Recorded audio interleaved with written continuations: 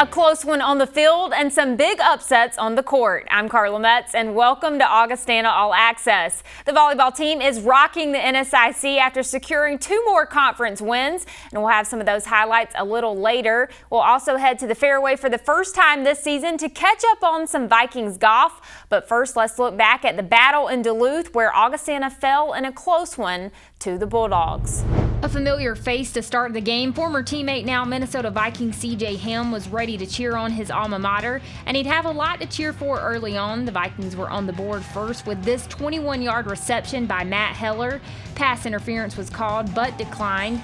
Skip to the second quarter. The Vikings are up 12-3, but Drew Bauer finds Nate Ricci down the field for a 38-yard touchdown. The score's now 12-10. Augie would respond, though, just before the half. Trey Hyde decides to keep it himself, finding the front corner of the end zone. The Vikings would get the ball back at the start of the half, but couldn't convert. UMD finds the end zone first with a 1-yard run. It's now 19-17. Augustana keeps extending the lead. Hyde keeps it on a play action, running it in from 3 yards out. It's 25-17. The Vikings defense was able to force a 3-and-out. Now Hyde connects again with Heller from 27 yards out.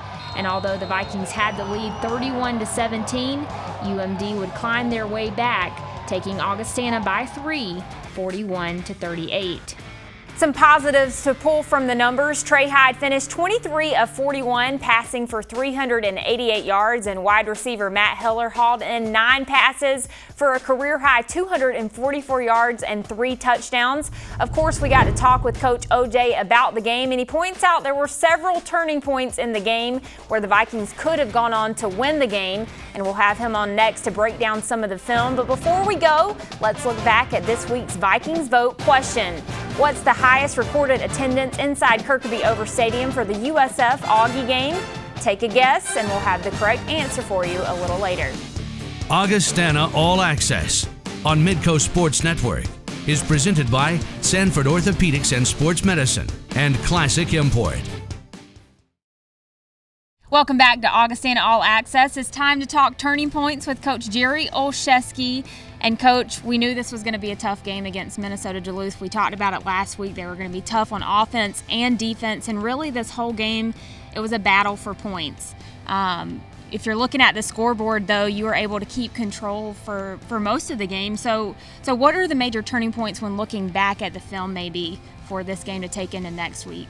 Well, there's obvious things that we need to teach from and correct, but I think the real turning point came at the end of the third quarter. You know, we had a series of 3 times in a row we touched the ball where it didn't end well for us. We get a stop defensively and we go out and throw an interception on first down and they run down and score and then we take the next kickoff and we fumble that. On a short field they score again and we went from up 14 to being in a dogfight a little bit and in the next drive we're driving offensively and get down in their side of the field and just had a miscommunication on snap count and end up fumbling on that off of Trey's knee. So you take those 3 things out, really that's 3 drives that we took off our offense, and I thought that we moved the ball incredibly well offensively, and we really only stopped ourselves, and those are the things that good teams can't do. And like you said, when they coming out after the half, were there any adjustments, I guess, by Minnesota Duluth that you saw, or was it really just that the guys were battling themselves in this game? Well, I think, first of all, you had 2 really good teams playing each other.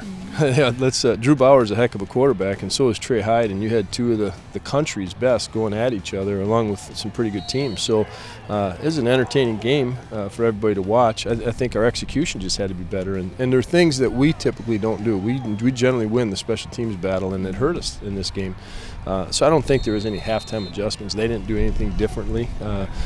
We made a couple, but nothing major. You were talking about it just a second ago too, but your defense did do a good job of holding them on a couple of drives to even any points, and then like you said, 2 some field goals. So was there anything special that they did, or is that just kind of what you've been seeing from them in the earlier games? Yeah, Duluth did a few different things that they hadn't shown on tape, and we adjusted pretty well. I thought our tackling was better. I thought we played the ball. The only exception defensively that we talked about as a staff was playing the deep ball better. You know, he threw a couple up and their kids went and made plays. We were in good shape, and right there we just need to finish and make the play and it wasn't lack of effort, it was more lack of execution. And finally, just to talk about Minnesota Duluth, the final drive there, a lot of things go into that. You've got the time going against you. Play calling's important to get those first downs, and it was just kind of, like you said, off camera before this, just it was a little hectic right there. Can you explain just the final drive? Well, yeah, it wasn't real hectic, because it was more that we weren't very efficient on first through third down, and it created a 4th and 10 situation. If it was 4th and medium, the decision's pretty easy. We were within field goal range for Lucas, and at that point, having had 2 blocked already, we were kind of a little bit leery about it. Had a couple checks that we had ready to go and just didn't snap it in time. You know, that's execution, and that's what happens. And then the next play, we jump off sides. So they're players, they're on scholarship, but they make mistakes, and that happens. And as coaches, we make mistakes too. But at the end of the day, those 3 plays did not cost us the football game. It's the 4 quarters that led up to that we got to get it done, and it's a good learning experience, and we'll be better for it. Right. And now you're back at home this week, a big game, key to the city against USF, and it's a big rivalry, and they've got a tough, fast offense, kind of another feared offense in the NSIC. So what are the points of focus for this team, for the Vikings this week against USF? Well, as always, we got to focus on us. They're explosive. I mean, they can score a bunch in a hurry, and they make a 5-yard gain turn into a touchdown. You know, they really can. They got some team speed, and Luke Papelon is a heck of a quarterback. Max Mickey is rolling up yards like crazy, and Josh Angulo is a very talented wide receiver. You know, Brady Rhodes is one of the more valuable players in this league. So we got our hands full defensively, and they do too. You know, we're pretty good offense. So I think that, you know, the 2 defenses will have a lot to say with how this game's going to go. We certainly will improve on special teams for this week, but we got to focus on us. We have to make sure that we play our brand of football, and if we're efficient and we take care of the ball, it should be a great college atmosphere and a great college football game. We'll wish you luck, and hopefully have some exciting things to talk about next week. Well, we've got much more coming up on Augustana All Access. We'll be right back after this. Welcome back to Augustana All Access. Jim Heinen is a special name at Augustana University, and after spending 17 years of his time on the sideline for the Vikings, it should be. Augustana leaders and administrators say Coach Heinen did more than invest in his playbook. He invested in his players, which is why the field at Kirkaby-Over Stadium is being given a new name. You got to step up to the plate now. You got to make some plays. Coaching isn't for the faint. It's demanding. But if you ask coaches if it's worth it, their answer is all the same. Jim Heinen spent close to 2 decades as a Vikings coach, first as an assistant in 1980 and then as a head coach in 1984. He'd spent his first 8 years building his team, finding success in 88 and 89 with trips to the Division II playoffs. He'd leave for a short time in 92, but only to find himself back on the Augie sideline for 9 more years. I came back in December of 1995 and then stayed through the 2004 season. So all told, just about 21 years at Augustana, great years, a lot of fun. Obviously some good days and some bad days. I always tell people I'm the all-time winningest coach in Augustana history. I'm also the all-time losingest coach in Augustana history. So as with any job, there were some ups and downs, but I cherished the days and really enjoyed it. Coach Heinen finished his career with 79 wins, 51 in the North Central Conference, which no longer exists. Heinen loved coaching, but he was drawn to Augustana for more than football. It was the culture of campus that he most respected, and he made sure his recruits were drawn to Augustana for the same reasons. I always told them, don't choose Augustana because of football, choose because this is where you'd really like to go to school even if you weren't playing football. I think academically it was a challenge for kids. I think they realized that if they did well at Augustana, they would have some opportunities that they may not have had at other places. Coach Heinen has seen the campus grow tremendously since his time on the field. He says one of the biggest differences for the football program was the addition of Kirkaby-Over Stadium in 2009. The football on campus was certainly a huge deal. When I coached, we played our football games at Howard Wood Field, and it was fine. Early in the year, it was not a turf field. It was all 4 high schools played on that field, 2 colleges played on that field. We'd get some times in mid to late October where it wasn't very nice, and we'd have some teams come in late in the year that weren't quite sure they wanted to play on that surface, and it was our advantage. We call that the Augie advantage. Although Kirkaby-Over Stadium isn't the field Heinen spent most of his time, what better way to honor a coach than by putting his name on a football field? And I am so honored that Augustana is doing what they're doing. To have the field named is certainly a validation of all the time that you spent there. And as close as it is to my heart, I am truly really grateful and very, very appreciative. Heinen is now the CEO of Furniture Mart, but says the relationships he built with his players and coaches are never to be forgotten. And although Heinen's coached in a challenging time, going up against opponents like SDSU and NDSU, he says it was well worth the work. I think it was a completely different time frame, but playing in the North Central Conference was what made it fun. We knew we were the underdog. We knew that it was going to be a challenge, but yet we also knew that if we did something in that league, I'm proud of the fact that we made the playoffs a couple of times. I'm proud of the fact that we were second in the league. I think twice. We never won the league. We went to Fargo and beat them in 2002, and Augustana hadn't won there in 40 years, so it was a big deal. And we really,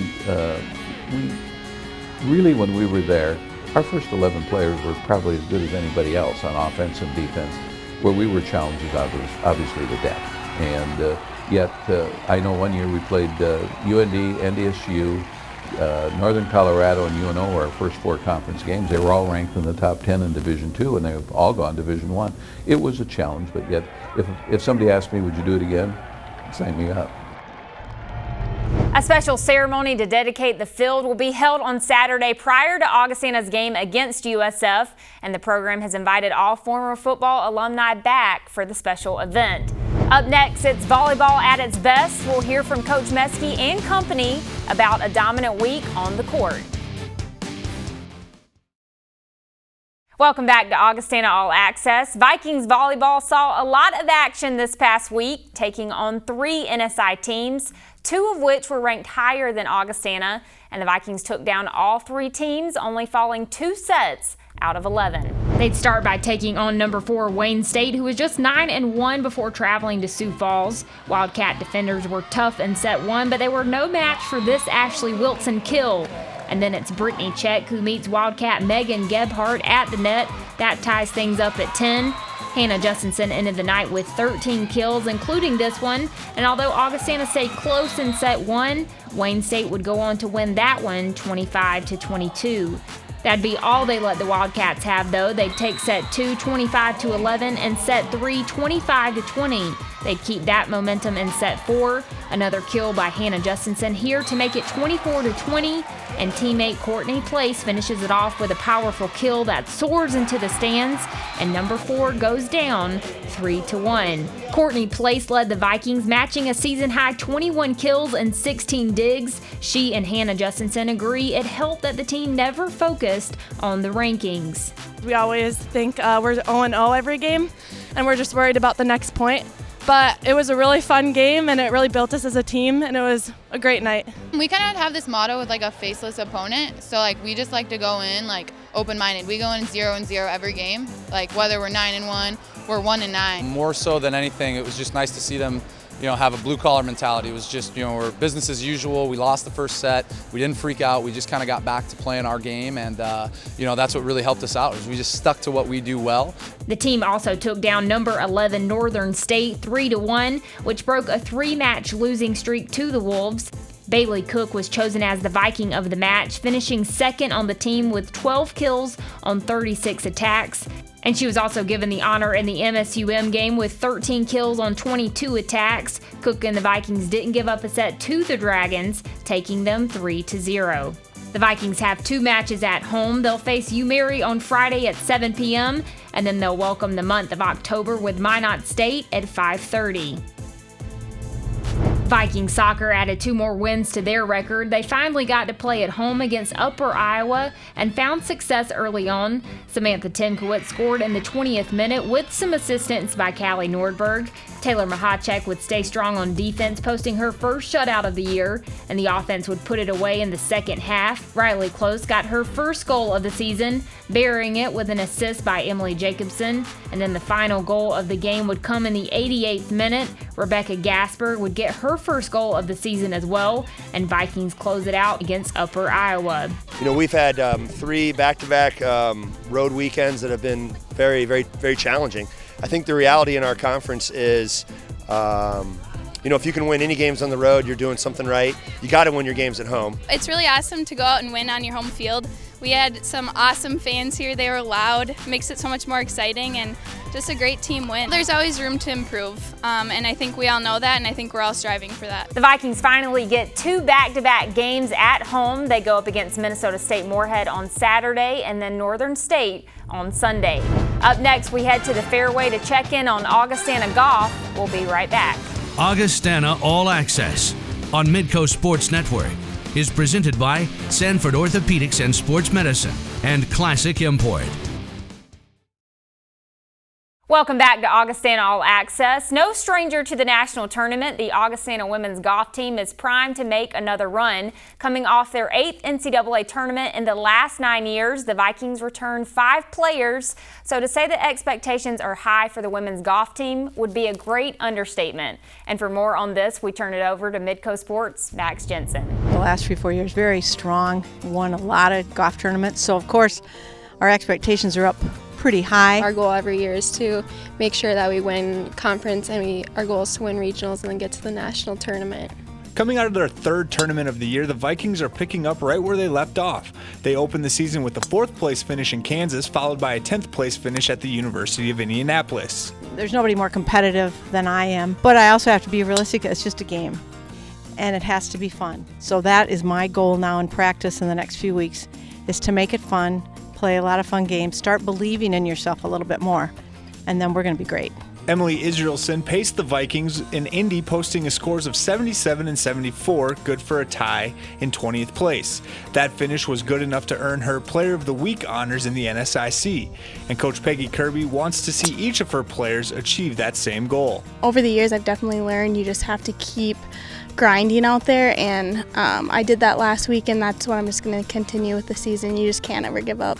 Another player to watch this season, and it shouldn't come as a surprise, is junior Callie Troutman, who is coming off a sophomore season where she won individual honors at the NSIC Championship and the NCAA Super Region 3 Championship. You always have goals. I had a pretty good spring last year, and kind of sets the bar a little high, but at the same time, I just want to play well for my team, and the individual stuff, it's second to that. The end goal is to win the region tournament, which will be played in Sioux Falls at Minnehaha Country Club, and there is a clear goal on how to get that accomplished. We'd like to be right at that 300 mark. That would be a great goal for us. I think it would be a great way to finish out the fall.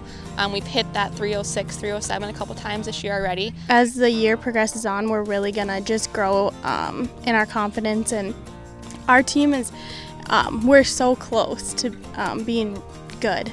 And it will just take a little bit more practice and some more confidence, and I think we'll be at that level. The Augustana women's golf team wrapped up their 3rd tournament of the year, finishing 1st overall at the Mustang Invitational in Marshall, Minnesota. They were led by Hannah Hankinson, who won individual medalist honors with a 2-round score of 10 over par, 154. The Augie women will be back in action on Monday and Tuesday at the Super Regional Fall Preview at Minnehaha in Sioux Falls. On the men's side, the Augustana golf team is in a different place than the women's team as they continue to put the pieces together to build a winning tradition. Behind 2 juniors and several new faces to the team, Augie will try to build on a successful 2015-16 campaign. I think the team's pretty young, so we're learning a lot as we go. We have 4 freshmen this year, 2 are starting right away. Kind of getting them used to what college golf is all about. Parker Klitsky and Ted Urch return as juniors to lead the team that has no senior leadership and will see at least 2 freshmen play in the majority of the tournaments. Augie has had a solid fall season, thus far finishing tied for 3rd in the season opening battle at the Falls that the Vikings hosted, and then a 6th place finish at the Bemidji State Invitational. We've done okay. I think we definitely can improve, and we're kind of right on that level where we know we're close, but I think just putting the scores together, all together as a team, is going to be huge. So far this year, we haven't played as well as I think we'd like to, but that's what comes with having a young team, having no seniors and a lot of freshmen. And so what we're really trying to do those first couple tournaments is get everybody adjusted and get a feel for what it's like to play college golf, especially for the younger guys. Just about every tournament we have 3 really good scores and then a 4th one that we're still working on, I guess, put it that way. So I feel like if we can get that 4th score in there, we'll be as good as anybody in the conference. Maintaining that consistency at the top of the conference is what the men's team is focusing on, but taking care of each individual score determines how successful the team can be as a whole. Every time I go out on the course, especially in college tournaments, you've got to have the mentality that you think you can win the tournament. And so that's just kind of one of the expectations I had going in this summer to this fall, is that I wanted to be able to win a tournament. And I think I can do that. It just comes with working hard and putting your nose on the grindstone during practice. The end goal is playing the best possible golf going into the spring tournaments in preparation to make a run at the postseason. We kind of have this fall, I feel like, is like our, we get to learn a lot. We're gonna discover things, we're gonna get better, we're gonna do the things we need to do to make that happen, and then work this winter on maybe some very specific things. All this is leading up to a big spring season, and our conference championship is in the spring. So, I'm not saying these tournaments don't mean anything, they mean a lot, but it's all in preparation for us to get ready for the big event at the end of the year to hopefully make it to the regional.